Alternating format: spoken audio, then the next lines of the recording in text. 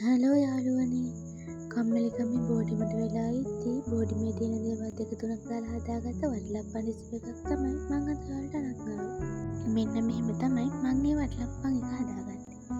තාච්චියක් ලිපෙන් තියලා රත් වුණාට පස්සේ සීනි අදි දෙකක් විතර එකතු කරගෙන හොඳට උණු කරගන්න ඕනේ. මේකට සුදු සීනි නැතුව දුඹුරු සීනි එකතු කරගන්නව නම් ගොඩක් හොඳයි.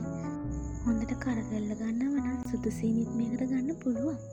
මේ විදිහට සීනි ටික හොඳට උණු වෙලා කර වෙනකන් ලිපේ තියලා හැඳි ගා ගන්න ඕනේ. හොඳට සීනි ටික කර වුණාට පස්සේ ඒකට අපි උණු වතුර කෝප්ප භාගයක් විතර එකතු කරලා හැඳි ගා ගන්නවා. ඊට පස්සේ මේ හදාගත්ත සීනි දියර එකට ලුණු චුට්ටක් එකතු කරලා කවලම් කරගන්න ඕනේ.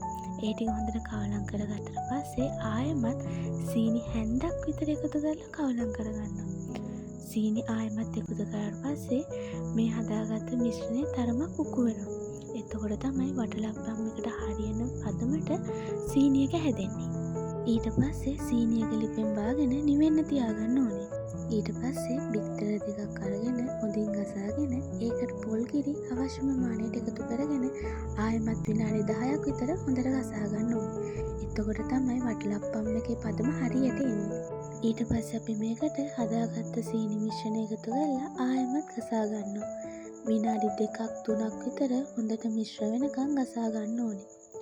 මිශ්‍රණය හොඳට කවලම් වුණාට පස්සේ අපිට මේ මිශ්‍රණය දකින්න පුළුවන් වෙන්නේ මෙන්න මේ පාටට.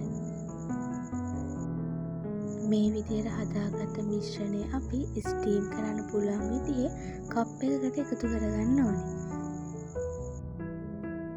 මට බෝඩිමේ ස්ටීම් කරන ස්ටීම් එකක් නැති නිසා මම ලොකු කට්ටියක් අරගෙන ඒකට රෙදි කෑල්ලක් බැඳලා මේ විදියට එකක් හදාගත්තා. අපේ අම්මලා නම් මේකට කියන්නේ කඩවුස්නේ කියලා. මේකේ තමයි මම වටලප්පම් එක ස්ටීම් කරගත්තේ. මේ වාජනයට වතුර පුරවලා උඩින් වටලප්පම් එක තියලා ලිපේ තියලා මේ විදියට තමයි ඒක ස්ටීම් කරගන්න තියෙන්නේ. මේ විදිහට ස්ටීම් කරගත්තු වටලප්පම් එක විනාඩි 30කට විතර පස්සේ ආපු විදිය තමයි මේ.